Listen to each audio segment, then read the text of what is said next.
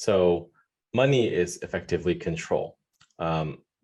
Money from a nation state, like say the Canadian dollar, is a way to control the populace, right? If you have the protests in Canada and you freeze people's accounts, you can effectively control them, right?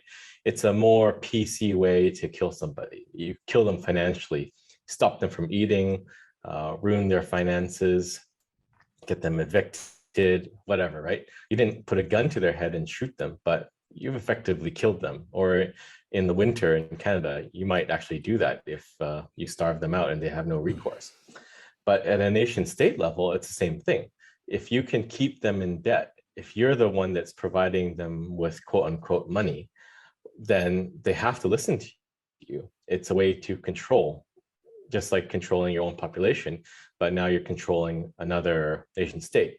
And that just is an erosion of sovereignty, right? You're no longer a sovereign nation if you're at the beck and call of one of these unelected clown organizations that have no responsibility or even ethics, right? And everything is corrupt. The whole network is corrupt, right? So you have the rating agencies that are downgrading old debt from these states, which makes it more expensive for them, right? Because now they're paying a higher coupon than the face value of the debt.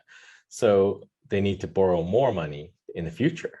So it's just a downward spiral that you can't really get out of. And Bitcoin is the only way out of that hole. So I think a lot is riding on the success of the model behind backing a nation state with Bitcoin.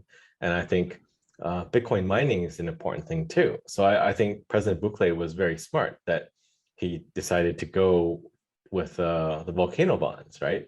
It's not just that it's a funny meme and you're mining with volcano, but energy independence is also very key.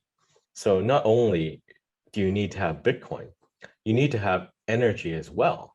And the best example, like there's so many great examples that are coming out in the last month, of why Bitcoin, right? It's almost like the world is kind of realigning itself to show, look at this thing, look at Bitcoin. It's so important. You need to look at this, right?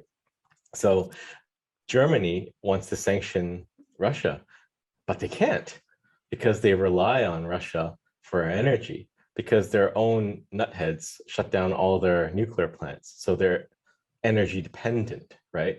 So energy independence is just like another thing that you suddenly realize you need to have.